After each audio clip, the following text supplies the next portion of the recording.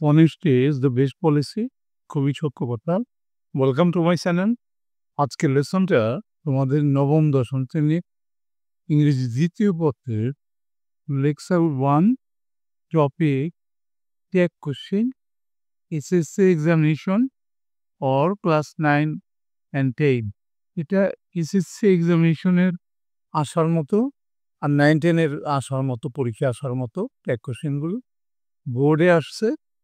দেখো 1 নম্বরে কি বলল, everyone is nostalgic in life. প্রত্যেকেই জীবনে খুবই স্মৃতিকাতর।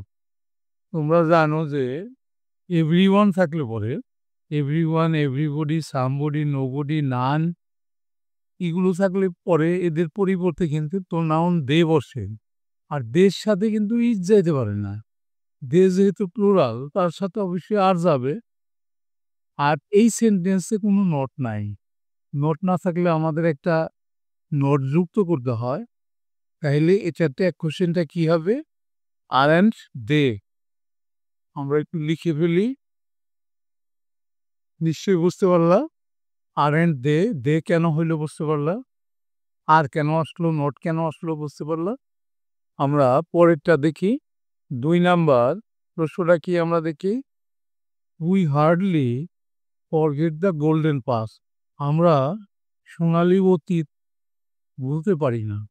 এখানে হার্ডলি শব্দটা আছে, তাই না? এই হার্ডলিটা কিন্তু নেগেটিভ শব্দ। Hardly, scarcely, seldom, rare, few, little এই শব্দগুলো নেগেটিভ শব্দ। তাহলে এই শব্দগুলো যে সকল সেন্টেন্সে থাকবে, সেই সকল সেন্টেন্সে ট্যাগ কোশ্চেন করতে গিয়ে আমরা কিন্তু নট বসাবো না। তাহলে দেখো এখানে ফরগেট মূল ভাবটা কিন্তু প্রেজেন্ট ফর্মে আছে, আর সাবজেক্টে আছে we, plural number, first person. সুতরাং আমরা অবশ্যই ডু নেব, নট নেব না। তাইলে আমাদের ট্যাগ কোশ্চেনটা হবে ডু উই। আমরা লিখে ফেলি, হয়ে গেল এটা আমাদের।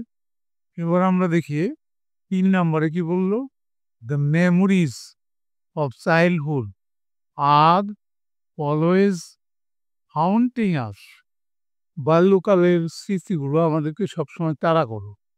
এখানে খেয়াল করো, আর আছে, আর স্মৃতিগুলো প্লুরাল নাম্বার, তাইলে এর পরিবর্তে দে বসবে।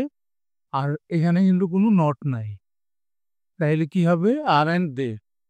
আমরা লিখে ফেলি আর অ্যান্ড দে। 3 নম্বর প্রশ্নটা হয়ে গেল আমাদের।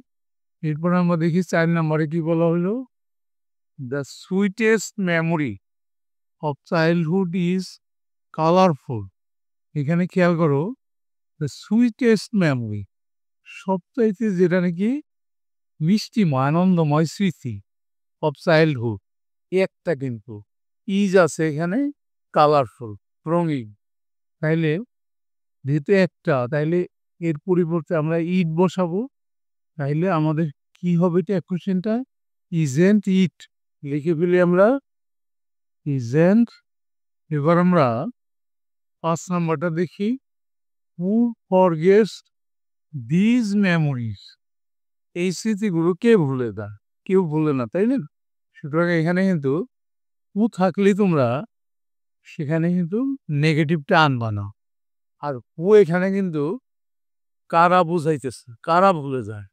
তাহলে আমরা দিয়ে আনবো তার পরিবর্তে প্রোনাউন, তাইলে হবে ডু দে। আমরা উত্তরটা লিখে ফেলি। এরপর আছে 6 নাম্বারটা কি দেখি আমরা। তোমাদের পরীক্ষা কিন্তু 5টা ট্যাগ কোশ্চেন আসবে। আমি এখানে 2টে বোর্ডের 10টা ট্যাগ কোশ্চেন রেখেছি। 6 নাম্বারটা দেখছি এবার আমরা, optimism is a great quality. Optimism মানে আশাবাদ, আর পেস্টিভিজম নিরাশাবাদ। তাহলে আশাবাদ হয় একটা বিশেষ গুণ, তাহলে আশাবাদ অপটিমিজম, এর পরিবর্তে আমরা প্রোনাউন বসাবো ইট। আর অপটিমিজম প্রোনাউনের পরিবর্তে ইট বসাবো। এখানে ইজ আছে, তাইলে অপটিমিজম একটা, ইজ ঠিক আছে, ইজি থাকবে, আর নট না একটা নট নেব, ইজেন্ট ইট। উক্তিটা লিখে ফেলি আমরা। এরপরে দেখো 7 নম্বরে কি বললো, এভরিবডি বিলিভস দিস ট্রুথ, এই সত্যকে সকলেই বিশ্বাস করে। এভরিবডি, সামবডি, নোবডি এগুলো থাকলে কিন্তু আমরা এদের পরিবর্তে প্রোনাউন দিয়ে বসাই। বিলিভস এস বাই যুক্ত আছে ভার্বের সাথে, তারপরেও কিন্তু আমরা ডাজ নিতে পারছি না।